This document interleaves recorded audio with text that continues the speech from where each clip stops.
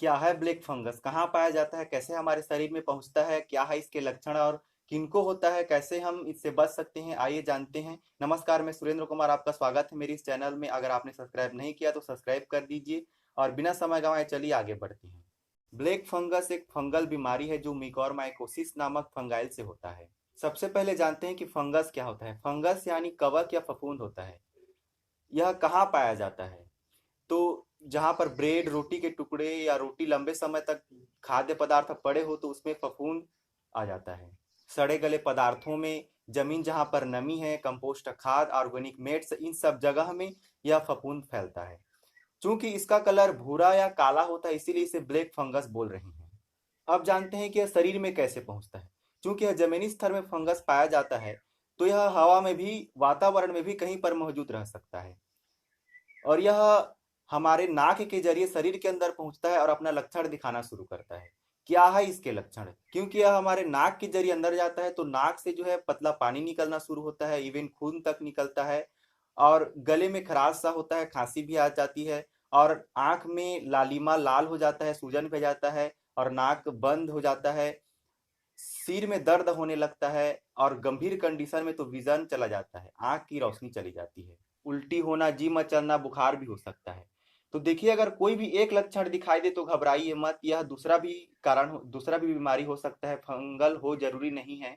यह जो मैंने क्रमशः लक्षण बताए, अगर ये स्टेप बाय स्टेप आप में दिख रहे हैं या हो रहा है किसी में, तो वो फंग यह ब्लैक फंगस हो सकता है। तो आंख का लाल हो जाना, नाक और आंख में सूजन हो जाना और दांतों का ढीला पड़ जाना, इवन तो जो इसके मरीज पाए गए हैं उनमें दांत भी झड़ रहा होता है। तो ये सब इसके प्रमुख लक्षण हैं। अब जानते हैं कि यह बीमारी किनको होता है या किनको होने की संभावना होती है या किनको हो रहा है। तो देखिए, कोविड 19 के पहले भी यह बीमारी थी और उस समय डायबिटीज, जो मधुमेह के पेशेंट है, रोगी हैं, उन्हीं में यह पाया जाता था। यह एक रेयर इन्फेक्शन है और इंसिडेंटली बहुत ही कम लोगों में पाया जाता था, लेकिन अब भी इसके मरीज देखने को मिल रहे हैं। तो चूंकि यह कोविड 19 के पहले भी डायबिटीज के पेशेंट्स को होता था, इसीलिए मैं पहले नंबर पर शुगर के मरीजों को रखना चाहूंगा। इनको जो है होता है या होने की संभावना होती है। दूसरे नंबर पर जो कभी कोरोना संक्रमित हुए हैं, कोविड 19 पॉजिटिव पाए गए हैं, उनमें यह बीमारी देखने को मिल रही है। तीसरे नंबर पर जो कैंसर के रोगी हैं उनमें, या कोई जिसने अभी अभी डायलिसिस करवाया है उनमें यह बीमारी हो सकती है। या जिनकी प्रतिरोधक क्षमता, प्रतिरक्षा शक्ति कम है, उनको यह समस्या हो जा रही है। तो यह बीमारी इस प्रकार के लोगों में क्यों हो रहा है? क्योंकि कोई भी बीमारी होता है तो डॉक्टर्स लोग हम लोगों को टेबलेट्स देते हैं, स्टेरॉइड देते हैं। और ये मेडिसिन, हम लोग जानते हैं कि कोई भी मेडिसिन अपना एक साइड इफेक्ट रखती है।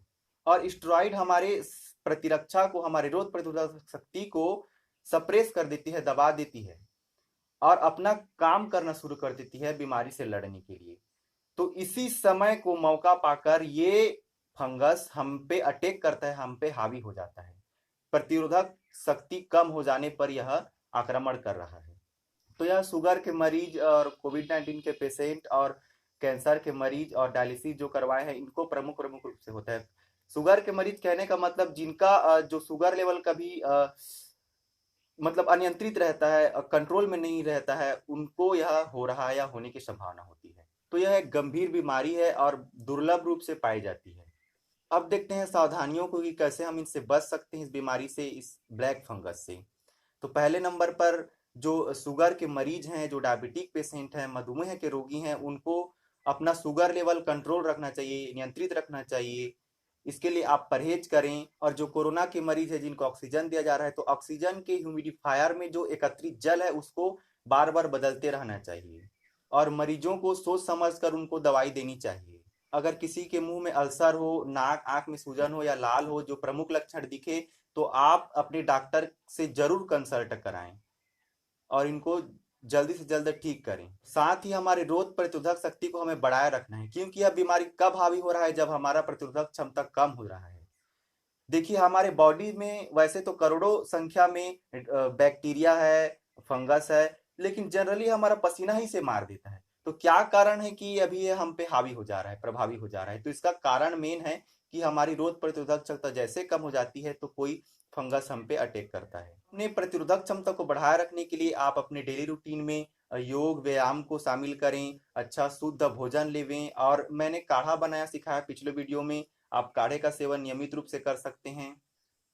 चूंकि यह फंगस जो है हवा में रहकर हमारे नाक के जरिए अंदर पहुंचता है, इसीलिए मास्क का बहुत जरूरी है। वैसे तो कोविड-19 के केस में भी मास्क का जरूरी है, तो मास्क ओवरऑल मास्क का बहुत ही जरूरी है इसका प्रयोग करना।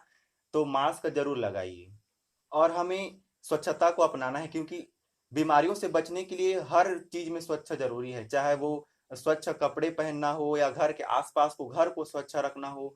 शुद्धता चाहे भोजन में हो या रहन सहन में बहुत जरूरी है, इसको हमें सर्वोपरि रखना चाहिए। तो इस तरह प्रिकॉशंस को अपनाकर, हाइजीनिक चीज़ों को अपनाकर और डेली रूटीन को अपना मजबूत बनाकर हम बीमारियों से लड़ सकते हैं, स्वस्थ रह सकते हैं।